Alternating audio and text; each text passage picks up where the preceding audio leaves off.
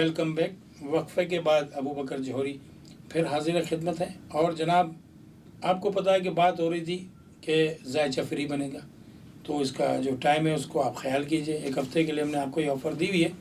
अब बहरहाल ये है कि जब लोग हमें कॉल करते हैं तो हम उसको बहुत सीरियसली लेते हैं, और अगर कॉल नहीं लगती तो हमने आपको मैसेज का भी सिस्टम बताया कि हमारे इनबॉक्स के अंदर आप जाइए, जो नई उम्मीद का फेसबुक पे जो पेज है उसमें जो इनबॉक्स में आप वो अपना मैसेज हमें दे दीजिए, फिर हम आपसे ख़ुद इंशाल्लाह रब्ता कर लेंगे और आपको आपके लिए जो मालूमात आपको चाहिए, अगर कोई सवाल भी है तो वो भी आप मैसेज हमें कर दीजिए, हम उसका भी जवाब इंशाल्लाह आपको ज़रूर देंगे और इंशाल्लाह उससे आपको फ़वाइद भी मिलेंगे।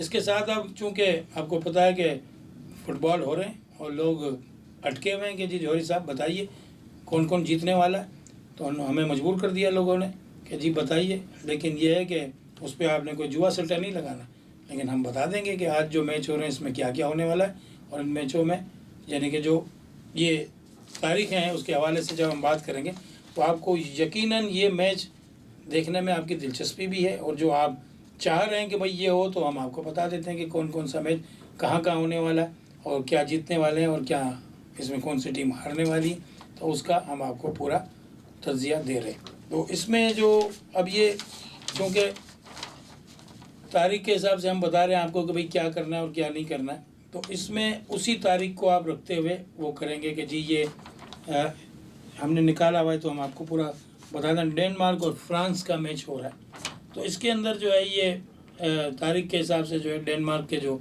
मामला हैं वो ऊंचे जा रहे हैं, और ऑस्ट्रेलिया और पीरू का भी ये साथ साथ हो रहा है।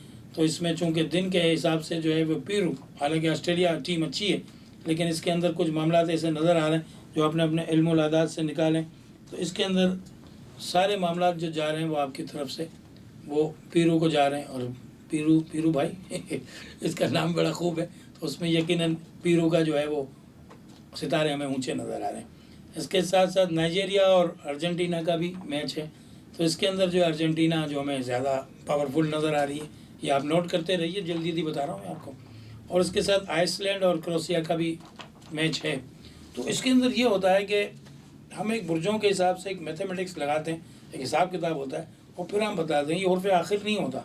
लेकिन इसके अंदर जो है ये कमज़ोर टीमें भी बाज़ औक़ात जो है वो बड़ी टीम बन जाती हैं और इसमें अपसेट भी होने लगता है। तो इसमें आइसलैंड की जो टीम है वो मुझे विनर होती हुई नज़र आ रही है।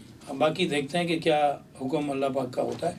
बाकी के जो टीम मेहनत करती है बाज़ औक़ात वो अपसेट भी कर जाती है, जीत भी जाती है, हल्की टीम होती है।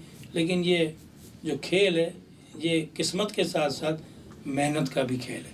तो इसी बात के साथ और फ़ुटबॉल की इन मैचों की बात करने के साथ साथ आप अपने करीब के लोगों का बहुत ज़्यादा ख्याल कीजिए और फ़ुटबॉल के मैचों में मगन ना हो जाइए, और दूसरी तरफ भी ध्यान दीजिए अपने मामलात की तरफ।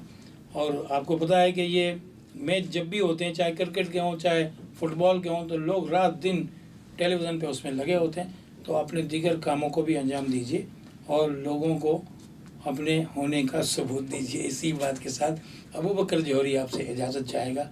इंशाअल्लाह कल फिर इसी प्रोग्राम के साथ आपसे मुलाकात होगी। फ़ी अमानिल्लाह।